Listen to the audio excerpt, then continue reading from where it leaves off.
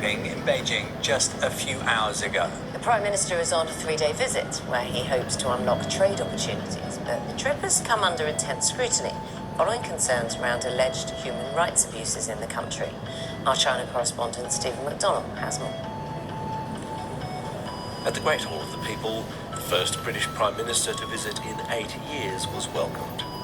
The governments of both China and the UK have decided that relations had been in the cold for too long, and now the thaw is well and truly on. China is a vital player on the global stage, and it's vital that we build a more sophisticated relationship where we can identify opportunities to collaborate, but of course also allow a meaningful dialogue on areas where we disagree.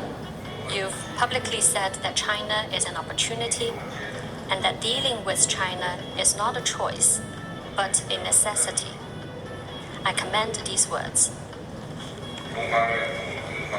China stands ready to develop with the UK a long-term and consistent, comprehensive strategic partnership.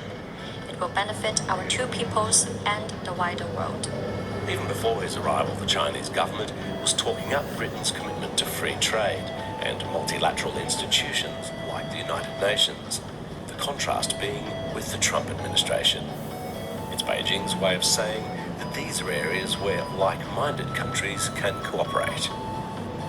Boosting business and cultural links may be dominating this trip, but whether it be the Chinese government's treatment of ethnic minorities in Xinjiang or other accusations of abuse, sensitive issues can't be ignored.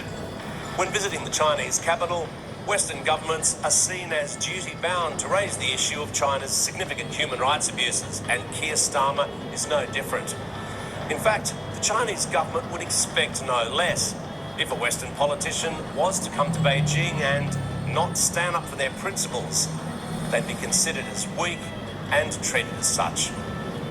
However, the goal of trips like this is not to focus on points of difference, but where cooperation can be achieved, and a series of deals are expected to be signed over the coming hours. It's why Britain's business community has joined this delegation in such big numbers. Stephen McDonnell, BBC News, Beijing. Let's talk to our China correspondent Laura Bicker, who's in Beijing for us this morning. Laura, morning to you. This meeting is significant for both leaders, isn't it? Well, it's significant for Britain in that it's here to do business, and in the next few hours, as Stephen has just said, we are expecting a raft of announcements. Now, it could well be, and this is from discussions or from people who are in the room with these discussions, that we're hearing that there could be some investment, for instance, in car plants in the United Kingdom. There may also be some deals to be done with the likes of British luxury brands, from Burberry to Brompton Bikes, who want more access to Chinese markets. But for the Chinese, this is being framed in more global terms. You heard President Xi there talk about this visit happening in turbulent times. It's hard to ignore the subtext here.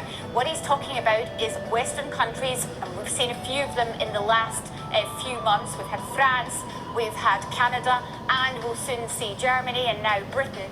Western countries are coming here to do deals with China at a time when the US president is more unpredictable. And I think for China, it's a chance to coalesce around its own trade and show how dominant it is in this area, and do deals and bring these Western allies of the US closer to its orbit.